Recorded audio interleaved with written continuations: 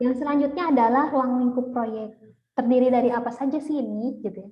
Yang pertama adalah data dan kontrol. Jadi kita harus memahami proyek dulu. Tadi saya dapat proyeknya adalah surat masuk dan keluar. Datanya apa yang akan dikelola? Oh iya, berarti data surat masuk, kemudian data surat keluar. Kontrolnya seperti apa?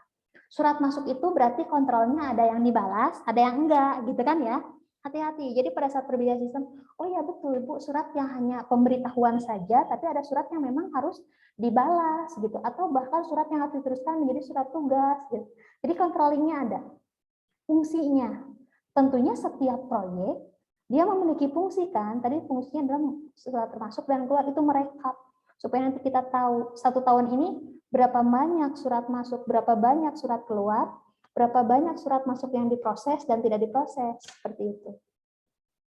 Performance-nya, seperti apa tampilannya pada saat berbicara, oh ya, oke, ini ruang lingkupnya sudah sesuai dengan kebutuhan, sudah sesuai dengan manfaatnya, gitu ya, constraint. Nah ini yang banyak berbicara terjadi pada saat ada crash, berbicara ada miscommunication dan yang lainnya, seperti itu. Kemudian interface, bagaimana antar mukanya nanti, apakah sama antara admin dengan user, end usernya seperti itu. Reliability ya tentunya berbicara tentang si proyeknya. Nanti berbicaranya adalah oh bagaimana kualitasnya dan yang lainnya seperti itu. Ini berbicara ruang lingkup proyek seperti itu ya. Nah, yang selanjutnya adalah risiko software. Kalau berbicara risiko perangkat lunak itu pasti yang pertama adalah proyek karena itu proyek ya. Mengancam project plan iya, karena kalau berbicara proyeknya tadi dalam perencanaan kurang bagus, nanti bagaimana project plan ke depan, penjadwalannya seperti apa, perencanaannya. Itu biasanya. Apa yang direncanakan, itu yang menjadi resiko besar sebuah project. Yang kedua adalah secara teknik, kualitas softwarenya. Jadi kalau misalnya di tekniknya adalah, oh ternyata ini tabelnya nggak direlasi, itu mengancam kualitas software. Pada saat kita mau mengambil data gitu dengan harapan bisa join tabel, ini nggak bisa join tabel. Secara teknik gitu ya. Kemudian, oh ini bisa pakai pembagian nggak untuk si akunnya? Enggak, pokoknya siapa aja bisa akses. Nah itu juga secara teknik. Jadi nanti kualitas softwarenya seperti apa? Oh ini dapat dihack dan yang lainnya, seperti itu. Berbicara bisnis, tentunya di sini mengancam keberlangsungan kemanfaatan software. Maka bagusnya kalau software atau perangkat lunak itu ada versinya, jadi nanti dikembangkan. Gitu ya, dikembangkan, di mana pada saat berbicara softwarenya tentunya risiko bisnisnya adalah ini akan dipakai terus atau tidak, gitu ya, software. Contohnya adalah kalau semua aplikasi yang ada di BBM zaman dulu ya, BBM, BlackBerry gitu ya. Nah pada saat berbicara softwarenya itu terancam hilang. Kenapa? Karena ada produk yang baru. Maka pada saat berbicara risiko bisnis, kita harus mempersiapkan yang namanya software. Yang pertama adalah mampu tidak kita kolaborasi. Mampu tidak kita mengembangkan, mampu tidak kita berintegrasi. Gitu ya berbicaranya. Karena kalau kita tidak mau kolaborasi, integrasi dengan yang lain, ya tentunya tadi ya udah selesailah softwarenya, gitu kan ya. Sekarang pada saat berbicara software itu mampu dikembangkan, mampu berintegrasi dengan sistem yang lain, mampu kolaborasi, pasti keberlangsungan itu berlanjut. Gitu ya. Nah, itu yang perlu diperhatikan. Jadi kalau bangun software, betul nggak ini akan sampai selesai project dipakai 1 tahun selesai juga? Harusnya kita memikirkan resikonya. Oh, ini kayaknya bisa gitu ya. Sekarang kan sistem informasi akademik gitu ya, software yang ada di STIMIK Bandung dulu kan berbasisnya RFID. Tapi pada saat pandemi gitu ya, oh ternyata sudah disiapkan celahnya. Oh, kitnya bisa dikembangkan dengan berbasis mobile. Tidak usah lagi mahasiswa datang ke kampus dengan scan barcode di kartu tanda mahasiswa, tapi cukup dengan PIN seperti itu kan ya. Nah, itu berbicara bisnisnya nanti ke depan bagaimana kalau perkembangan teknologinya berubah. Maka di awal Anda belajar tentang yang namanya pengantar sistem informasi, pengantar teknik informatika, itu karena supaya kita tahu bagaimana perkembangan teknologi masuk ke dalam resiko bisnis. Anda berbicara adalah bisnis berbasis elektronik. Sekarang serba elektronik atau digital, gitu ya. Kemudian estimasi ukuran software. Nah, ini juga bagaimana kita menggunakan sebuah metode untuk mengestimasi ukuran proyek softwarenya gitu. Ada yang menyebut dengan line of code, di mana memprediksi ukuran software berdasarkan perkiraan jumlah barisnya. Kan kalau ngoding Anda banyak ya line barisnya gitu. Nah, ada yang mengestimasi ukuran proyek berdasarkan itu. Ada juga yang mengukurnya dengan function point. Jadi istilahnya gini, ada beberapa software yang open, yang gratis, yang free gitu ya. Nah, biasanya bisa jadi kalau misalnya orang yang menggunakan bertambah, itu nambah fee. Atau bisa jadi ada software yang memang free, modulnya terbatas atau fungsinya terbatas. Oh, kalau kamu mau software ini, bisa yang free, modulnya ada 1 sampai 10.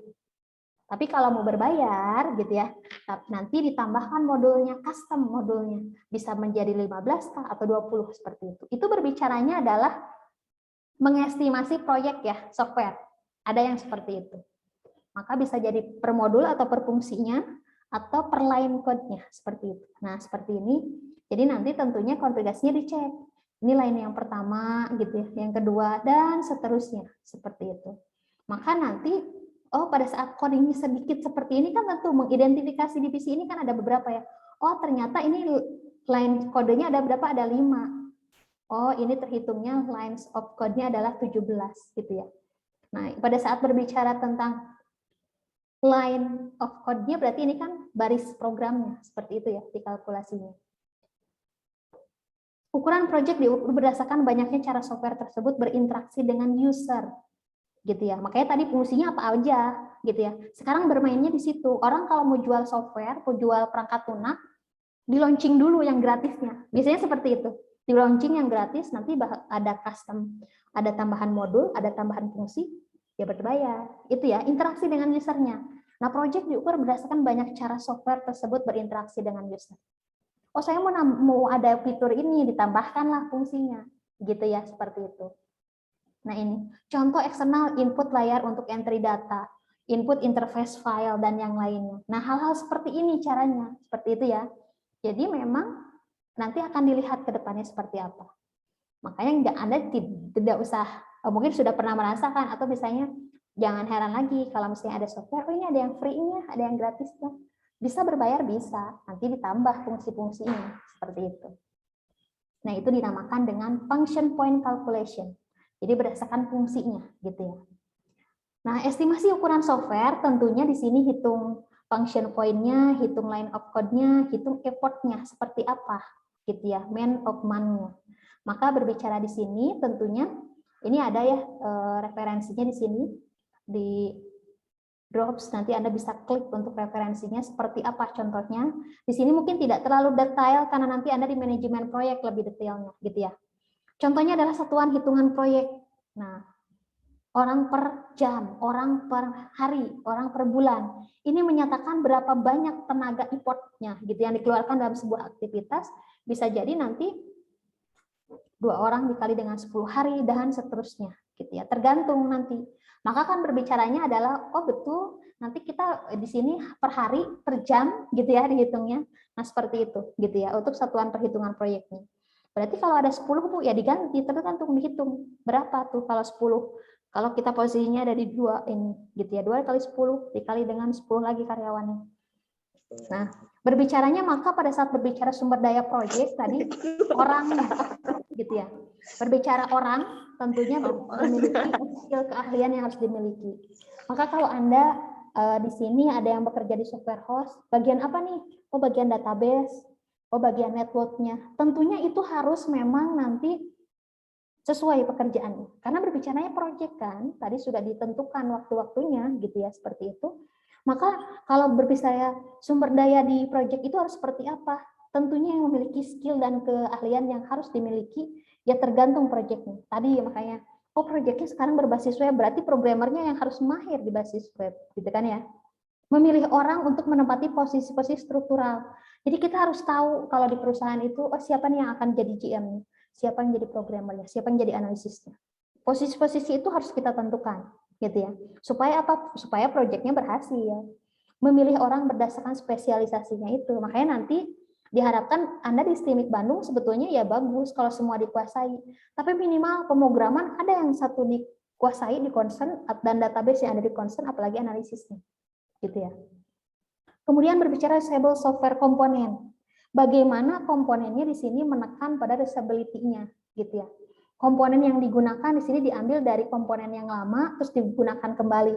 Itu yang penting. Bagaimana kita mengcover ulang gitu ya. Kayak misalnya kalau lagu mah di cover ulang. Nah, ini juga sama bagaimana kita membuat sistem, membuat perangkat lunak itu dari yang sudah ada. Berarti mengembangkan gitu ya. Itu yang penting. Karena tadi jangan sampai softwarenya berhenti selesai sesuai dengan saya diminta buat software buat 1 tahun dipakainya. Jangan sampai berhenti sampai di sana. Jadi harus ada reusable-nya. Oh, ini bisa dikembangkan, teknologinya bisa ditambahin, gitu seperti itu. Nah, berbicara itu tidak lepas dari yang namanya hardware dan software. Kalau proyek, kalau di komputer di IT ya, membentuk lingkungan dari software yang dibangun. Tentunya berkaitannya dengan hardware dan teknologinya, seperti itu ya. Karena menentukan hardware tentunya kita mikirnya kan platformnya ya, seperti itu. Kemudian nanti softwarenya mau menggunakan apa sih? Monitoring tools kah, OS-nya mau apa, dan yang lainnya itu harus diperhatikan. Karena berbicara segitiga ini adalah sumber daya proyek yang nantinya untuk membangun proyek yang kita punya, seperti itu, gitu ya. Ini penjelasan sebelah kanan, ini gambar gitu ya, mengerucut ke atas. Milestone atau pencapaiannya, titik akhir dari sebuah pengembangan software, dari pengembangan perangkat lunak, tentunya harus, oh iya ini sudah selesaikan nih masalahnya dengan software ini, dengan perangkat lunak ini. Tentunya harus dibuat, kan tadi pada saat saya berbicara project 1 tahun, 10 bulan selesai. Per bulan itu harus dibuat reportnya untuk disampaikan. Makanya tadi pilihlah orang-orang yang sesuai. Kenapa? Karena nanti akan diminta, oh si A nih yang jaringan, diminta laporan per bulannya. Jaringannya seperti apa nih? Analisisnya seperti apa nih? Warningnya udah sampai mana nih? Gitu, seperti itu. Karena perlu berbicara monitoring kan karena proyek itu kita punya deadline-nya, punya titik akhirnya, milestone-nya harus selesai. Kapan gitu ya. Kemudian titik milestone harus ditentukan dengan ukuran yang pasti sehingga dapat diperiksa. Jadi nggak bisa kalau misalnya kita punya proyek 1 tahun, kapan selesainya? Kira-kira kurang dari 1 tahun, nggak bisa. Jadi harus kita tetapkan, oh ya, proyek 10 tadi 1 tahun, kami bisa selesaikan 10 bulan dengan rincian jadwal, perencanaan dan yang lain. 2 bulan untuk evaluasi, implementasi, atau pengembangan jika harus ada yang dikembangkan. Seperti itu. Supaya nanti pasti, oh iya, berarti saya nanti untuk bagian yang QC atau misalnya yang memeriksa itu bulan pertama, bulan kedua, bulan ketiga, sampai ke 10 itu sesuai gitu ya. 2 bulan misalnya untuk tadi, pengujian, evaluasi, dan yang lain. Seperti itu. Nah, deliverable-nya atau hasil pekerjaannya di sini tentunya harus dibersihkan kan ke customer, ke klien. Jadi kalau tadi surat masuk dan keluar, nanti ya mungkin customer-nya adalah di sini dosen pembimbing gitu ya, seperti itu, atau dosen yang pengampu mini project-nya. Nanti kan ada presentasi, sesuai nggak dengan tadi proses use case yang ada, alur proses yang ada gitu ya. Sama, nanti kalau diminta tadi, ini proyeknya, biasanya dipresentasikan, ini nih proyeknya seperti ini fitur-fiturnya dan yang lainnya. Tentunya didokumentasikan dalam bentuk SRS, kalau nanti berbicara Anda kerja praktek dan skripsi. Desainnya sampai source code-nya. Kalau sekarang, mungkin dokumentasinya ada hanya sampai manual book, seperti itu ya, karena mini project 1, mini project 2. Jadi setiap proyek memang harus punya dokumen. Buat apa sih Bu SRS-nya? Buat apa sih Bu manual book-nya? Jika suatu saat orang tidak paham dengan sistem Anda, bisa membaca kembali kalau manual book. Jika suatu saat orang ingin mengembangkan proyek Anda, orang bisa baca dari SRS-nya. Gitu ya. Rekrutmennya seperti apa nih kebutuhannya? Seperti itu. Supaya nanti hasil pekerjaannya ini sesuai dengan apa yang dari judulnya, dari yang direncanakan. Maka biasanya berbicara hasil pekerjaan, ini ditetapkan sebagai milestone yang tadi. Nah, ini yang ketiga ya. Deliverable biasanya ditetapkan sebagai milestone, di mana tetapi di sini tidak harus berupa deliverable juga. Milestone tidak harus hasilnya, gitu ya. Seperti itu. Tapi kita sudah mencantumkan, gitu ya. Pembuatan jadwal proyek. Nah, ini banyak sekali ada Gantt chart. Biasanya ya, nanti kalau Anda belajar di mini project, di manajemen project, maaf, ini biasanya digunakan. Di sini untuk yang berbicara WBS itu struktur bagaimana kita nge-breakdown pekerjaan-pekerjaan, memecah pekerjaan gitu ya, menjadi aktivitas kecil supaya mudah diatur, itu nanti ada gitu ya untuk tools-nya, untuk aplikasinya seperti itu. Supaya nanti lebih mudah. Karena pada saat berbicara Anda nih diminta gitu ya, membuat proyek besar. Pastikan bagian-bagiannya dipecah-pecah dulu ya. Oh ini kerjakan ini nanti digabung. Oh ini modulnya dibuat nih, modul 1 sampai 2 oleh si A, modul 3 sama 4 oleh si B. Nanti kalau sudah selesai digabung, seperti itu ya. Maka itu fungsi kenapa kita harus nge-breakdown pekerjaan-pekerjaan atau aktivitas menjadi hal yang kecil. Nah, ini ada contoh beberapa jadwal proyek seperti ini. Bagaimana nanti kita tahu, oh yang pertama aktivitas yang pertama itu sudah berapa selesainya gitu ya. Jadi setiap aktivitas itu kita sudah tahu, ini sudah sampai berapa nih gitu ya. Di minggu pertama ini sudah selesai belum semua aktivitas. Di minggu kedua, nah itu harus dicek gitu ya. Misalnya ini jadwal contoh proyeknya. Nah, ada istilah kalau berbicara critical path, jalur yang kritis gitu ya, maka di sini berbicaranya adalah bagaimana kita mengetahui alurnya. Yang pertama, alur atau path ini terdiri dari sekumpulan aktivitas atau critical task yang menentukan sebuah proyek dapat selesai sesuai jadwal atau enggak. Jadi task ini selesai enggak gitu. Jadi kayak gini kan, oh ini harus selesai nih gitu ya, harus selesai sampai berapa. Ini misalnya 1 minggu ya. Nah, ini sudah di hari ini misalnya sudah sampai mana selesainya. Oh, ini untuk aktiviti yang pertama hampir 75%, ini berapa, seperti itu ya. Nah, itu harus diperhatikan. Merupakan alur dengan durasi terpanjang di dalam diagram. Jadi mana sih pekerjaan yang paling lama dikerjakan gitu harusnya. Dari pertama sampai ke berapa ini sampai 10. Ini sebetulnya adalah pada saat berbicara 1 sampai dengan 8. Nanti kita bisa tahu mana sih yang dari awal sampai akhir itu kerja, mana sih proses yang paling lama gitu ya.